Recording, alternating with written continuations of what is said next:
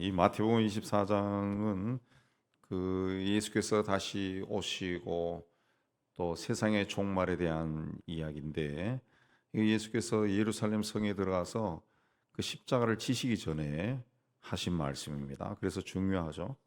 당신께서 십자가를 지기 전에 재림에 대해서 말씀하셨다라는 그 사실이 중요합니다.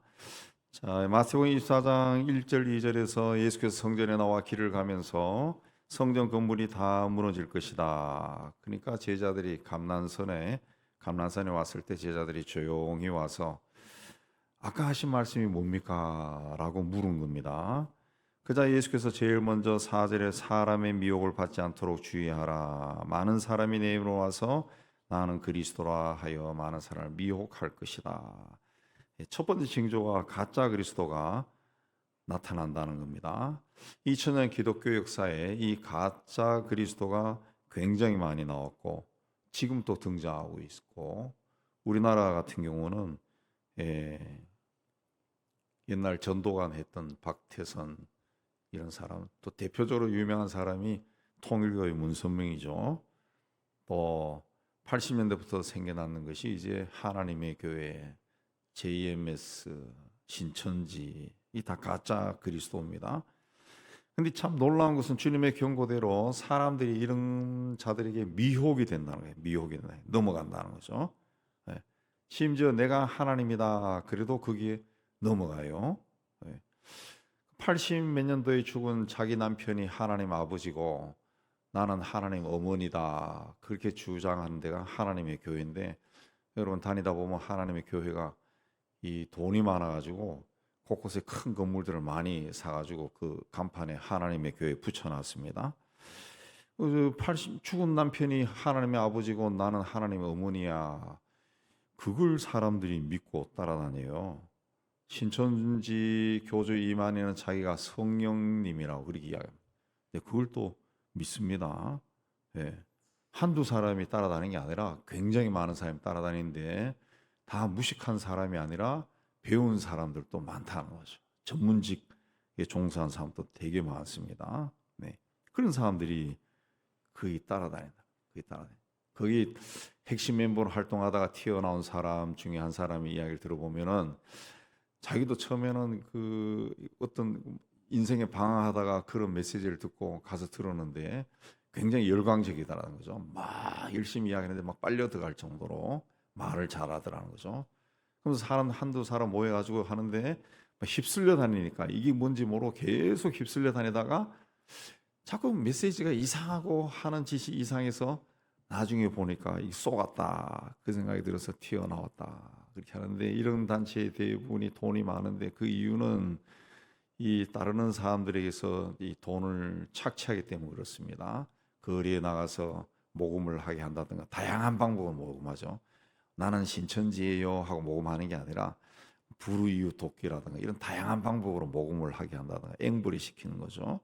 시킨다든가 어떤 물건을 팔게 한다든가 재산을 헌납하게 한다든가 그렇게 해서 돈을 모읍니다. 그래서 통일 같은 경우는 가평 가는데 어마어마한 왕국을 건설해 놨죠. 거기는 예전에 그 70년대 그때 미국의 그 통일 교주들 미국 사람들 동원해 가지고 매일 길거리에서 모금을 해 가지고 하루에 벌어들인 돈이 몇만 달러 막 그렇게 되었다 그러죠. 엄청난 돈을 모아 가지고 그렇게. 그런데 사람들이 넘어간다는 거죠. 6, 7절에는 난리와 난리 소문을 듣겠으나 두려워하지 말라. 이런 일은 있어야 돼. 아직 끝은 아니다. 민족이 나라를 대적하여 일어나 있고 민족 분쟁과 국가 간의 전쟁이 끊임없이 일어난다. 그런데 인류 역사 이래로 전쟁이 그치지 않고 일어나고 있습니다. 그런데 마지막 때의 그 징조로서 전쟁은 이전의 전쟁과는 유형이 다르다는 거예요. 유형이 다른 겁니다. 옛날에는 그냥 힘을 가진 족속끼리 땅을 차지하기 위해서 전쟁을 했지만 지금은 온 세상 곳곳에서 전쟁이 벌어져요. 지금 또 전쟁. 우리는 뉴스를 통해 가지고 이스라엘과 하마스의 전쟁, 우크라이나와 러시아의 전쟁만 주로 보고 있지만은 그 해외 뉴스를 보면은 세계 곳곳에서 전쟁이 일어나고 있어요. 아프리카도 일어나고, 아시아에도 일어나고, 민족 간의 내란들은 이건 막 그치지 않고 일어납니다. 그치지 않고. 예. 이런 전쟁의 형태가 점점 이렇게 테러로 바뀌죠. 테러. 모스크바 콘서트홀에서 일어난 것처럼 테러는 전선이 없습니다. 전쟁은 무기와 군사력이 강한 자가 이기지만은 테러는 힘이 없는 자도 저지를 수 있는 겁니다. 그래서 이제는 인간의 힘으로 평화를 이룰 수 없는 시대가 되었습니다. 이전에는 강대국이 힘으로 평화를 유지할 수 있었지만은 이제는 그런 평화가 없습니다. 그래서 앞으로는 점점 많은 사람들이 평화를 구하게 되고, 그럼 내가 평화를 주겠다라고 외치는 자가 등장하게 되는데, 계시록에는 그런 자가 육육육이다 그렇게 이야기하죠. 그러니까 이 시대가 그렇게 성경의 예언대로 지금 진행이 되고 있어요. 그때 24절에 거짓 그리스도와 거짓 선지자들이 일어나 큰 표적과 기사를 보여주면서 택하신 자들도 미혹한다. 그리스도는 이제 구세주, 근데 구세주죠. 세상을 구원한다. 그 일반적인 뜻이 이제 구원자예요. 구원자. 문제를 일반적으로 해석하면은 그리스도는 문제를 해결해 줄 수 있다는 그런 뜻, 그런 자라는 뜻이 됩니다. 그러니까 내가 문제를 해결해 주겠다 이런 자들이 막 나타난다는 거죠. 네. 이런 자들이 큰 표적과 기적을 보여준다. 표적은 이제 큰 표시죠. 표시, 어떤 사인을 보여준다는 거죠. 자, 이런 것들을 보여주면 사람들이 혹합니다. 혹합니다. 이 마술이라고 하는 것이 있어요. 요즘은 인터넷 보면 그 마술이 어떻게 되는가 하고 뭐 보여주는 것도 있어요. 그래서 저건 저렇게 하는구나 이제 알게 되는데, 그 알게 된다 해도 그 동작이 굉장히 빠르기 때문에 보통 사람들이 흉내도 못 내요. 근데 그런 마술을 공연을 해도 사람들이 혹한다고요. 혹하는데 표적과 기사를 보여주면 대부분의 사람들이 넘어가죠. 넘어가. 그러니까 마지막 시대에는 표적과 기사를 쫓아다녀서는 안 된다는 거죠. 예, 그런 걸 쫓아다니면은 거의 대부분이 그런 잘못된 길로 갈 수 있어요. 갈 수 있어요. 예.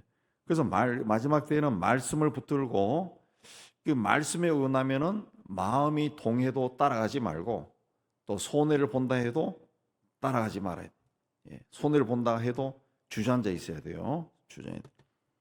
그래서 23절에 보라 그리스도가 여기 있다 저기 있다 해도 믿지 말라. 믿지 말라. 그 따라가지 말라는 거죠. 예. 그리스도는 이미 성경에서 나타났습니다.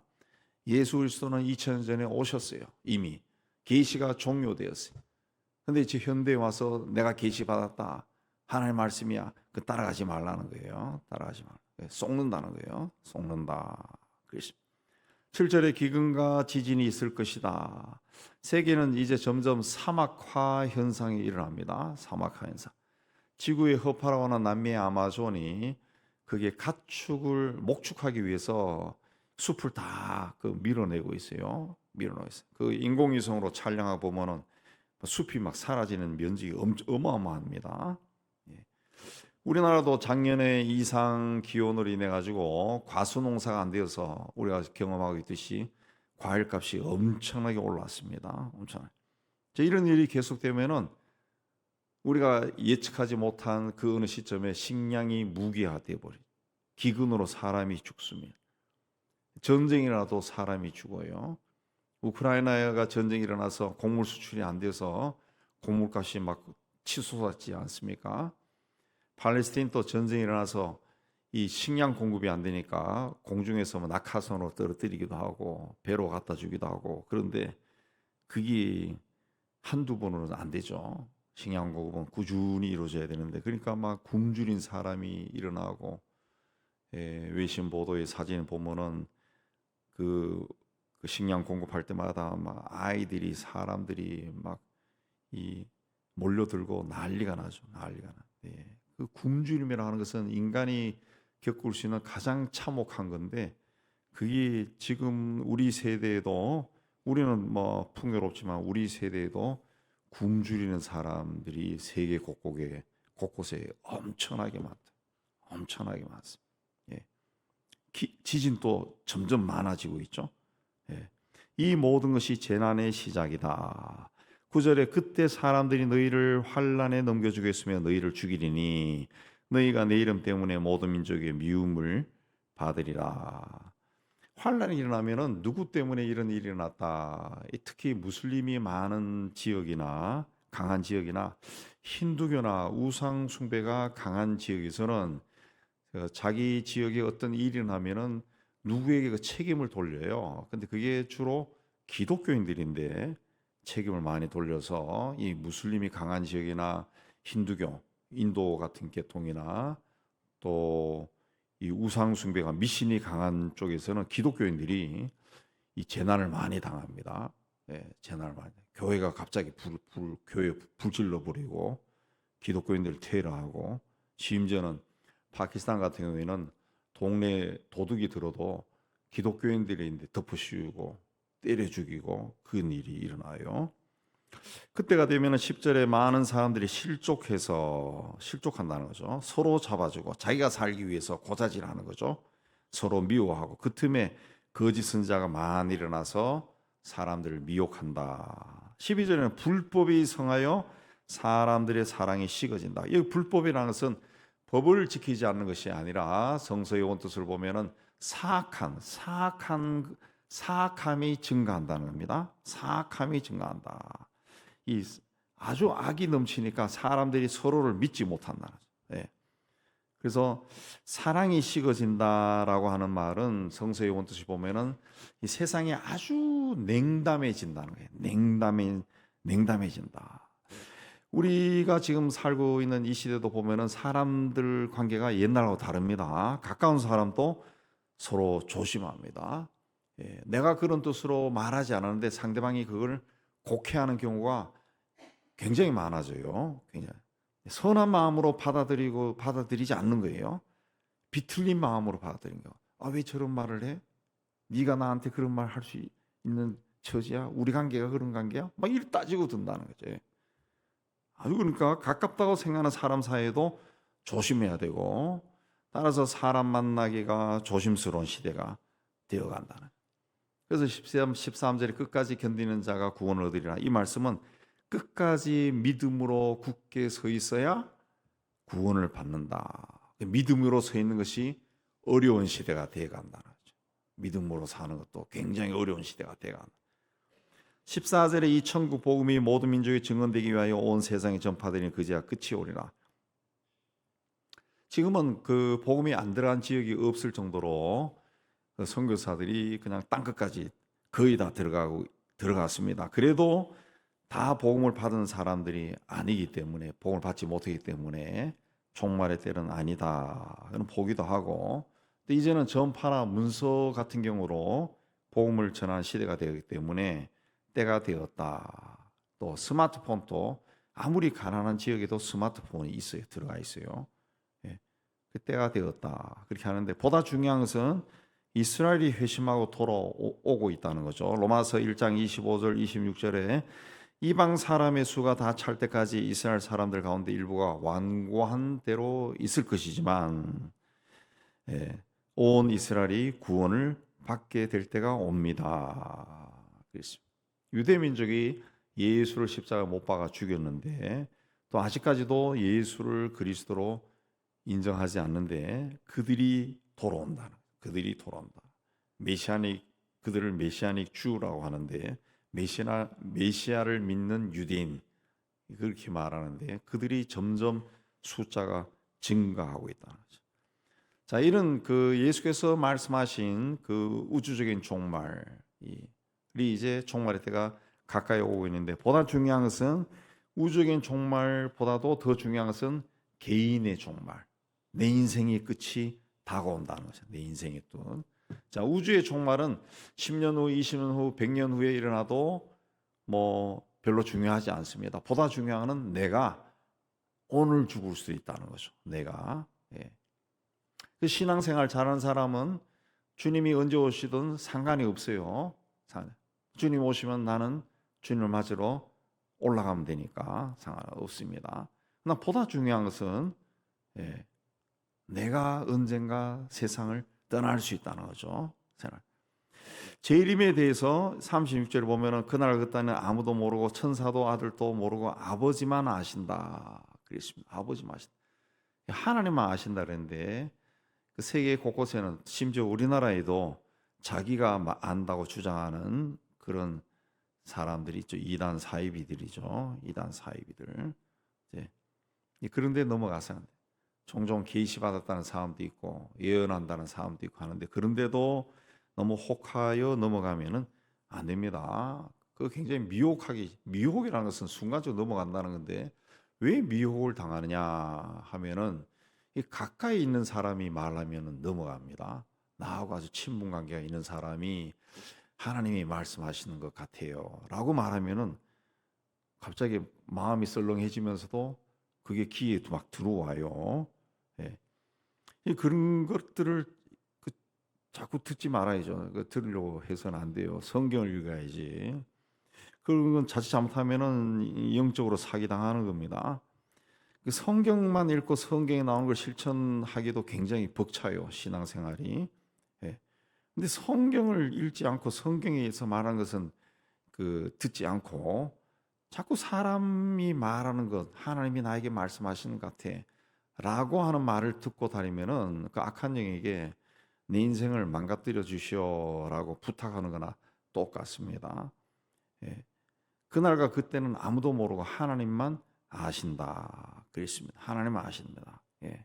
내 인생도 하나님이 아시는 거지. 예.